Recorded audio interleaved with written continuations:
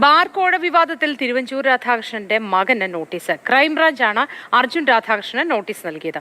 Bar ഉടമകളുടെ WhatsApp group admin Arjun Radhakrishnan ആയിരുന്നു എന്ന് ക്രൈംബ്രാഞ്ച്. വിവരങ്ങളുമായി അനന്തകൃഷ്ണൻ ചേരുന്നു. അനന്തകൃഷ്ണൻ, വിവാദത്തിൽ മറ്റൊരു ഗതിയിലേക്ക് കാര്യങ്ങൾ നീങ്ങിക്കൊണ്ടിരിക്കുകയാണല്ലോ. ഈ ഗ്രൂപ്പ് അഡ്മിനായ തിരുവഞ്ചൂരിന്റെ മകന് അർജുൻ രാധാകൃഷ്ണന് ഇതിൽ എന്തെങ്കിലും തരത്തിൽ ബന്ധമുണ്ടോ എന്ന തരത്തിലാണോ ഈ അന്വേഷണം?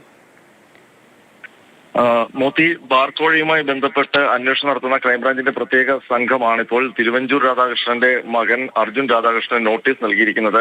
വെള്ളിയാഴ്ച ജവഹർ നഗറിലെ ക്രൈംബ്രാഞ്ച് ഓഫീസിലെത്താനാണ് നോട്ടീസ് നൽകിയത്. ഇന്നലെ തിരുവനന്തപുരത്തെ വീട്ടിലെത്തി നോട്ടീസ് നൽകാൻ ക്രൈംബ്രാഞ്ച് സംഘം ശ്രമിച്ചെങ്കിലും അർജുൻ രാധാകൃഷ്ണൻ കൂട്ടാക്കിയില്ല. തുടർന്ന് ഇമെയിൽ മുഖാന്തരമാണ് ഈ നോട്ടീസ് നൽകിയിരിക്കുന്നത്. ക്രൈംബ്രാഞ്ച് പറയുന്നത് ഈ ബാർ ഉടമകളുടെ വാട്സ്ആപ്പ് ഗ്രൂപ്പ്, ഈ വിവാദ ശബ്ദരേഖ വന്ന വാട്സ്ആപ്പ് ഗ്രൂപ്പിന്റെ അഡ്മിൻ ആയിരുന്നു അർജുൻ രാധാകൃഷ്ണൻ ഒരു സമയത്ത്. അതിനുശേഷം ഇപ്പോൾ അഡ്മിൻ അല്ലെങ്കിലും അർജുൻ രാധാകൃഷ്ണൻ ആ ഗ്രൂപ്പിൽ തന്നെയുണ്ട്. വിവിധ ബാർ ഉടമകളെ മൊഴിയെടുത്തപ്പോഴും അവരുടെ വാട്സ്ആപ്പ് സന്ദേശങ്ങളും വാട്സ്ആപ്പ് ഗ്രൂപ്പുകളും ഒക്കെ പരിശോധിച്ചപ്പോഴുമാണ് ക്രൈംബ്രാഞ്ചിന് ഈ കാര്യം വ്യക്തമായത്. ഇതിന്റെ അടിസ്ഥാനത്തിലാണ് മൊഴിയെടുക്കാൻ വേണ്ടി അർജുൻ രാധാകൃഷ്ണൻ ഇപ്പോൾ നോട്ടീസ് നൽകിയിരിക്കുന്നത്.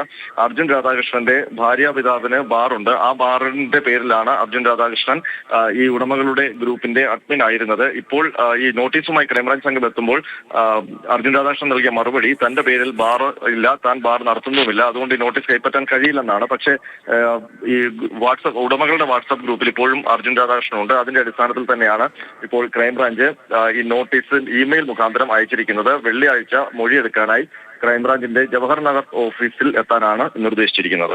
ഇന്നലെ നിയമസഭയിൽ ഈ ബാർക്കോഴയുമായി ബന്ധപ്പെട്ട് പ്രതിപക്ഷം അടിയന്തര പ്രമേയത്തിന് നോട്ടീസ് നൽകുകയും അത് വലിയ ബഹളത്തിൽ കലാശിക്കുകയും ചെയ്തിരുന്നു.